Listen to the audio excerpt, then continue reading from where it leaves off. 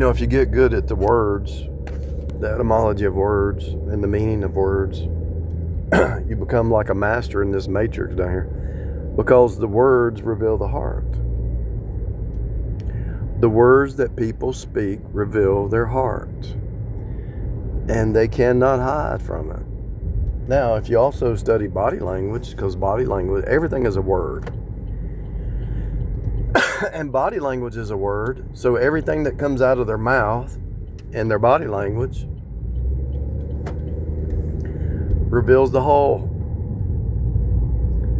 Then you take in birds of a feather flock together. Now, there might not be people around, but you don't need the people around. You just look at the behaviors and actions of people like that person. In other words, if there's somebody over here acting a certain way, and you go down the street and you see this person that you know is acting the same way, and you know their lifestyle, you already know the game. God is revealing the whole truth, the fractal holographic truth. I'm just a forerunner. It's out there. I put it out there, so it's going to just keep becoming.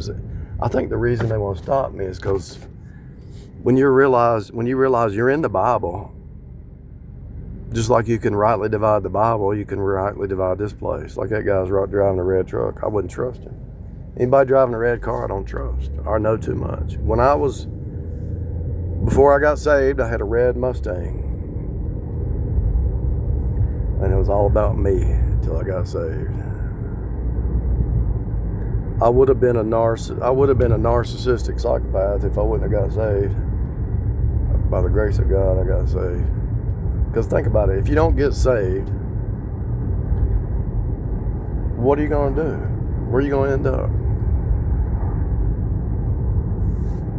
You're going to either be moving towards a son of God, or you're going to be moving towards a child of the devil. There's no in between. And some people have been around churchianity or Christianity. They know the words, they know the terminology, but deep down their motive is the world, the flesh, and a pride life, plain and simple. Their motive is not a pure heart. Their motive is not walking in the Spirit. Their motive is not building others up. Their motive is not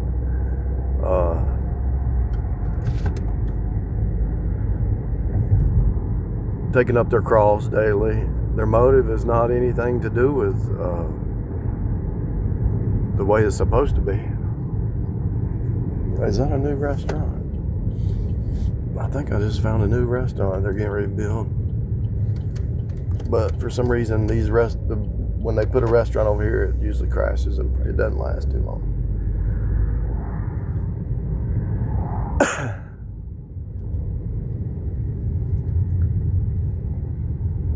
Sports bar and grill. I'll never go in the mall again. It was too much noise in there. Just to go eat, you have to be bombarded with a bunch of noise. Ridiculous.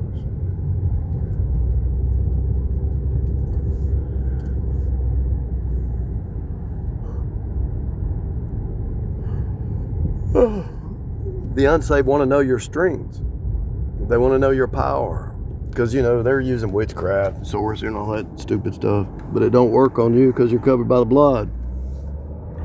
Now, they can use mind control program and stuff, and put up fake scenarios and get you to believe some fake reality.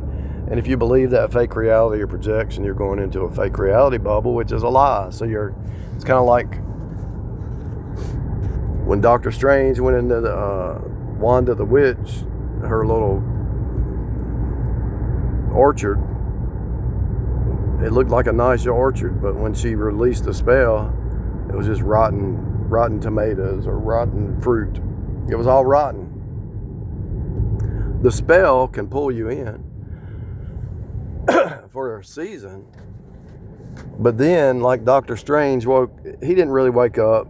He said, oh yeah, he did. She said something that contradicted herself. So he said, oh. So here's what happened. He did wake up. He just walked with her in the orchard. And Wanda said the lady's name that she was trying to hunt down. And he looked at her, and she looked at him. She said, you never told me her name, did you? He said, nope. And so then she released the spell, and he could see the orchard. So in other words, when somebody's fabricating a lie for some kind of end, and then when you start to see that lie, this contradiction, and you start to see all the contradictions, the spell drops. And so that nice orchard or those nice trees with fruit on it, the spell drops and you see nothing but rotten apples or rotten fruit. And once that spell drops, you can't unsee it. You can't unsee it.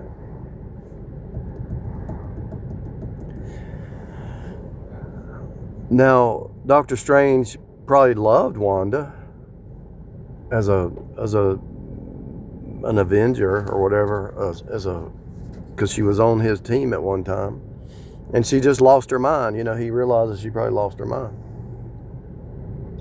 She said, well, you can break the rules, but I can't, and that ain't fair. That's what she said. And so there's bitterness in there because she wants to be happy. She wanted her kids. She wanted to shift her reality. And I'm just realizing there's a whole lot more truth in that movie than I realized. I need to really meditate on that again. Because she wanted to shift her reality to be happy, right? And so she was doing all the magic and all the spells and all the lies and all the fake reality bubbles. And she wanted people in her, she wanted a fake reality consensus bubble, just like Richard Grannon, the really good narcissist teacher. He said, what happens is a narcissist will pull you into this fake reality bubble, and it's a consensus reality bubble. And he said it's not necessarily bad, because everybody does it. You know, if you take a job over there, it's a consensus bubble. You agree with the boss, and the boss agrees with you to pay you, and so forth. So that fake reality consensus bubble, if it's based on lies, is bad. But that consensus bubble, if it's based on truth, is good, because you're working as a team. And so when Wanda released the spell, the trees had rotten fruit. But before she released the spell, the fact that he was wise to her trick, just talking to her. He woke up to what was going on. It kind of scared him at first, I think, because he realized he was in danger. Because she said, hand her over. Anyway, good thing he got away. But, it's just a movie anyway. It's just a movie. How come movies feel so real when you're in the middle of it? Because you're looking at yourself. You're looking at different versions of yourself.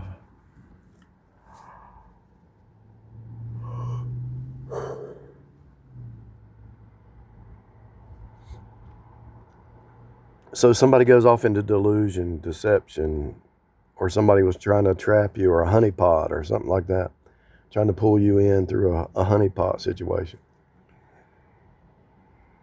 You could let it make you bitter, or you could let it make you upset or bitter or whatever. But that's part of the game. When the devil's playing a game, he doesn't care how many levels deep he has to go. If he doesn't succeed in getting the surface level, he's trying to succeed to get you bitter and upset and miserable because you got tricked. They tried to trick me. So they're actually think about it this way, they're actually tricking themselves. they're actually tricking themselves. The game is so real. Once you wake up to it, you see it everywhere. And once you've been through a few of them, you realize that somebody's creating a fake reality with you, and they're creating a fake reality over here with another one, and they're using you to manipulate the other one and using the other one to manipulate you. It's really sick. It's insanity, to be honest with you. And so the best thing you can do is, once you see red flags and once you see contradictions and once you see through the words and the body language, you see the game, and you just walk away in peace and don't hate nobody. Just walk away in peace.